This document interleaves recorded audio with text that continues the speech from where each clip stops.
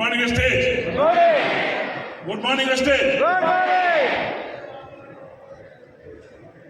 నేను పుట్టింది కాళహస్తి, పెరిగింది చెన్నై, సెటిల్ అయ్యేది బెంగళూరు అండి. 3 స్టేట్లు మిక్స్ అయిపోయింది నాది.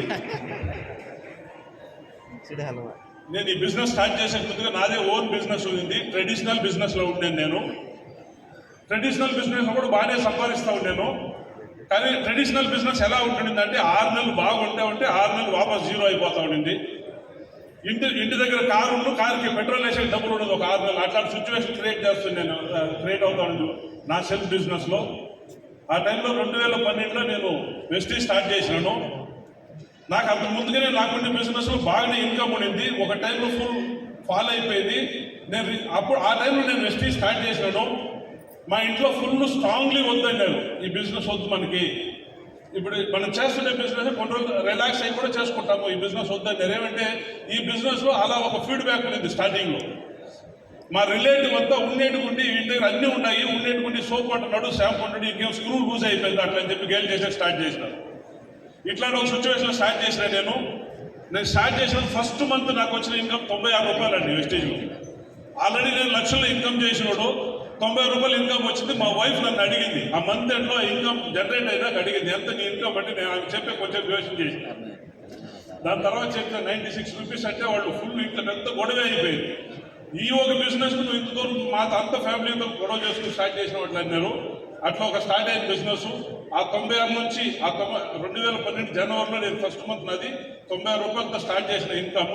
అదే సంవత్సరం నేను స్లోలీ గ్రోత్ అవుతా. అదే సంవత్సరం అక్టోబర్ నెలలో 1,11,000 ఇన్కమ్ ఎత్తినాను నేను అదే సంవత్సరం. ఫ్రెండ్స్, ఆ ఒక 11 నెలలు మా ఇంట్లో ఈ బిజినెస్ గురించి నేను మాట్లాడే లేదు, సైలెంట్ అయిపోయినా. ఏదైనా ఇంట్లో మంత్లీ ఏం చేస్తుంటే 20-25 డేస్ ట్రావెల్ చేస్తున్నా. ఒక నెలకి దగ్గర 25 డేస్ ట్రావెల్ చేస్తూ ఉన్నా. ఇంట్లో డైలీ కూడా అవుతాడు. నేను వాపస్ ఇంటికి పోయినట్టు వద్దు మనకి వద్దు అనేసి. ఆ రోజైతే 1,11,000 ఇన్కమ్ వచ్చింది. అప్పటి నుంచి నాకు ఇంట్లో కొంచెం సపోర్ట్ చేసే స్టార్ట్ చేసిన. అలా సపోర్ట్ స్టార్ట్ అయింది. స్లోలీ గ్రో అవుతా వెస్టీజ్లో నేను హైయెస్ట్గా ఇన్కమ్ తీసుకొని 23,34,000 అండి.